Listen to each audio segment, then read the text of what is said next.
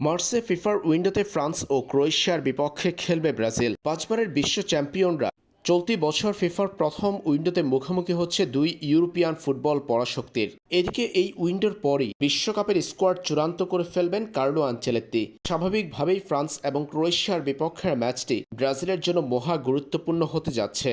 দল নির্বাচনে ফ্রান্স ও ক্রোয়েশিয়ার বিপক্ষে এই দুই ম্যাচ ব্রাজিলের স্কোয়াডে বড় ভূমিকা পালন করবে। কার্লো আনচেলত্তি যখন বিশ্বকাপের স্কোয়াড নিয়ে পরিকল্পনা সাজাচ্ছেন, তখনই নেইমারের অনুপস্থিতিতে ব্রাজিলের নাম্বার 10 পরা রড্রিগো গোয়েসের ইনজুরির খবর এলো ব্রাজিলিয়ান শিবিরে। রিয়াল মাদ্রিদের ব্রাজিলিয়ান এই ফরওয়ার্ড পড়েছেন এসিএল ইনজুরিতে। সেরে উঠতে অন্তত 10 মাস থেকে 1 বছর সময় লাগবে তার। হতে পারে হাঁটুর অস্ত্রোপচার। এমন অবস্থায় তিনি যে বিশ্বকাপ মিস করছেন সেটা আর বলার অপেক্ষা রাখে না।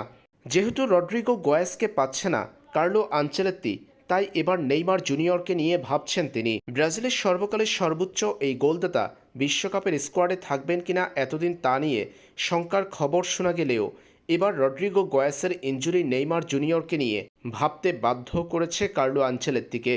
জানা গেছে মার্চে ফিফার উইন্ডোতে ফ্রান্স এবং ক্রোয়েশিয়ার বিপক্ষে ব্রাজিল যে স্কোয়াড চূড়ান্ত করবে সেই স্কোয়াডে রাখা হবে নেইমারকে। এখানেই হবে নেইমারের চূড়ান্ত পরীক্ষা। বিশ্বকাপ স্কোয়াডে থাকার জন্য কতটুকু ফিট নেইমার সেটার প্রমাণ হবে মার্চে ফিফার উইন্ডোতে ব্রাজিলের দুই ম্যাচে। এমন তথ্য জানিয়েছে ব্রাজিলিয়ান একাধিক সংবাদ মাধ্যম।